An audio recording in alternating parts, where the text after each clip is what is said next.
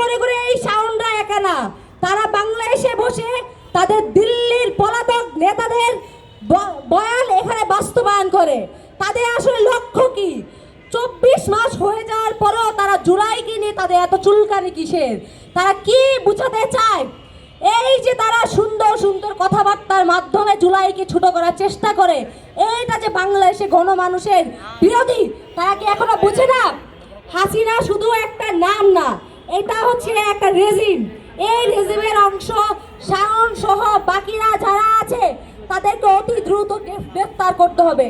এই বাংলার মাটিতে শহীদ শরীফ ওসমান হাদি ভাইয়ের হত্যার বিচার হতে হবে।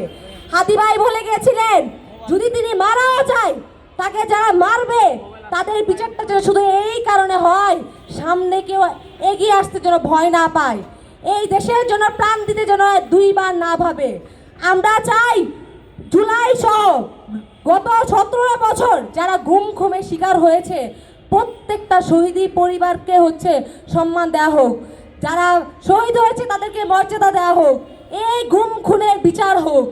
এই যে আমরা শুনি 2 দিন পর পর দিল্লির নেতা পালিয়ে আছে দিল্লিতে, আর কর্মী বাংলাদেশের লুকা থেকে স্লোগান দেয়, হাসিনা আসবে রাজপথ হাসবে। আমরাও চাই হাসিনা আসুক বাংলাদেশে, তাকে ফুলের মালা নয় ফাঁসির দড়ি দিয়ে তাকে আমরা শুভেচ্ছা জানাতে চাই। এবং যেই দিন এই খুনি হাসিনার গলায় ফাঁসির মালা ঝুলবে, সেই দিন সত্যিকারে বাংলাদেশের মানুষ হাসবে। তাই আমি বলে দিতে চাই, এই পলাতক লীগের দালালেরা যখন বলে খুনি হাসিনা আসবে, দেশের মানুষ হাসবে, দেশের মানুষ সত্যিকারে হাসবে যেদিন তাদের নেত্রীর গলায় এই ফাঁসির মালা দেখবে।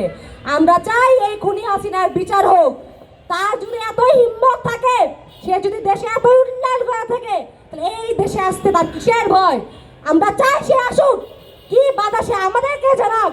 আমরা দরকার হইলে তার শ্বশুর বাড়ি থেকে আমরা তাকে নিয়ে আসবো এই বাংলায় এবং এনে তাকে বিচারের আওতায় আনবো।